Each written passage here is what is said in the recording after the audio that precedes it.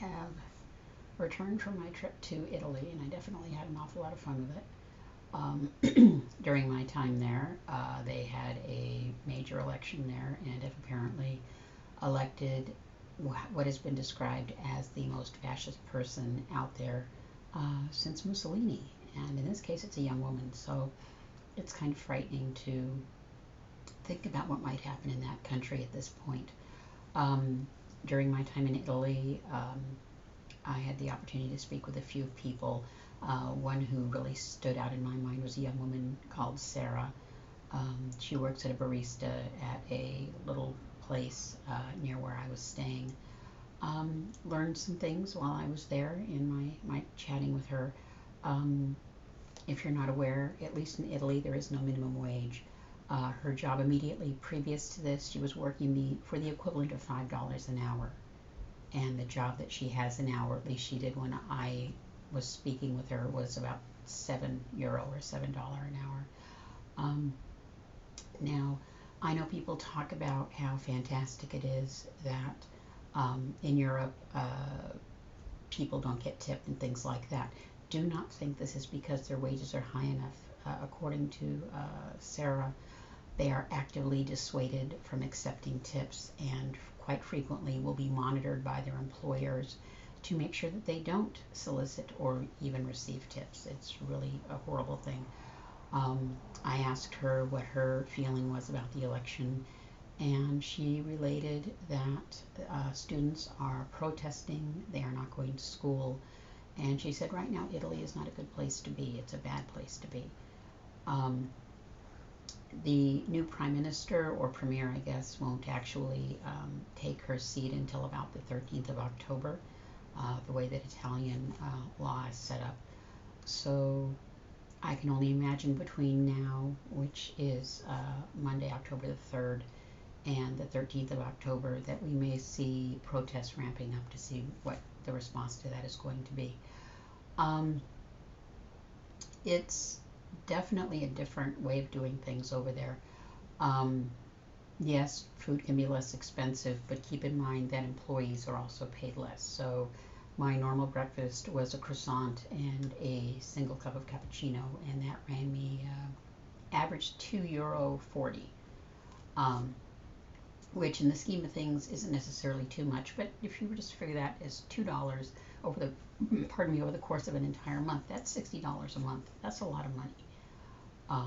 Imagine that you are someone who is serving coffee to somebody for basically, if she's making $5 an hour or $7 an hour, that's, she's not making much, and her rent or whatever on her flat is going to be very expensive.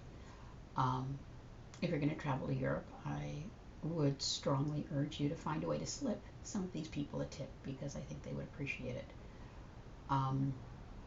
Anyway, so back in the States at this point, and looking at all the stuff that's going on between last week, Ginny Thomas being called before the select committee, and the things that were revealed there. She is a terribly frightening woman, and the idea that her husband is a justice on the United States Supreme Court just makes it even scarier.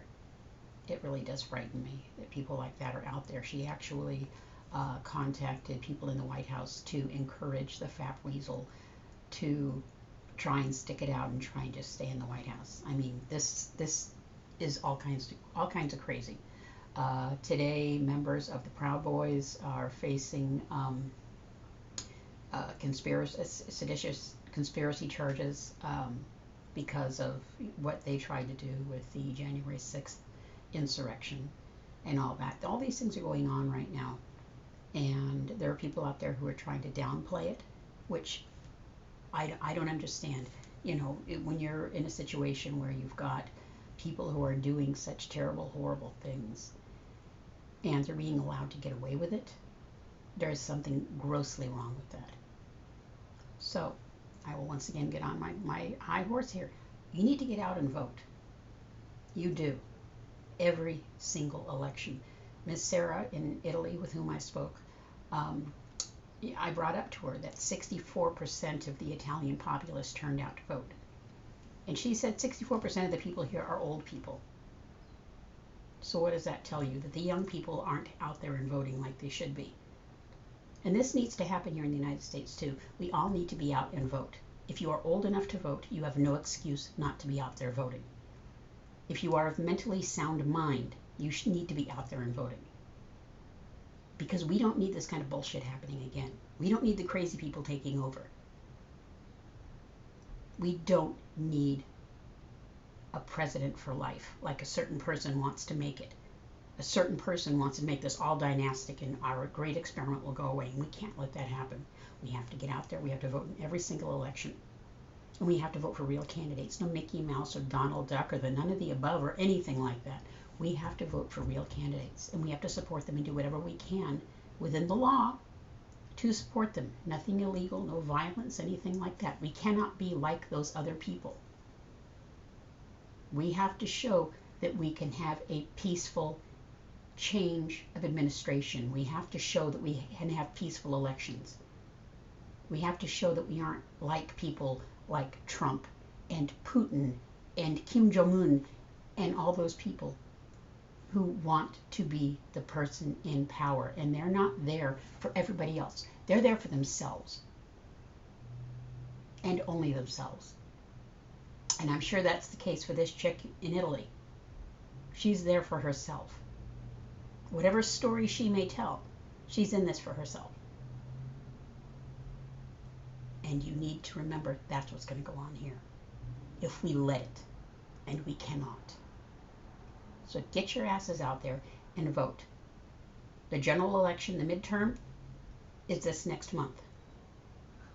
And you need to get out there and you need to get in the voting booth or vote by mail or whatever it is that you can do in your state. I know some states have made it more difficult to transport other people to the polls. You find a way to make that happen. Don't give anybody the excuse to take away your vote or the vote of your neighbor or your friend or your grandmother or whomever. Whatever that little person on the street, whoever it happens to be. You see what you can do to help them to get to the polls. Because only in this way can we stop the Lindsey Grahams and the Mitch McConnells and the Donald Trumps and the Ted Cruzes and all of that.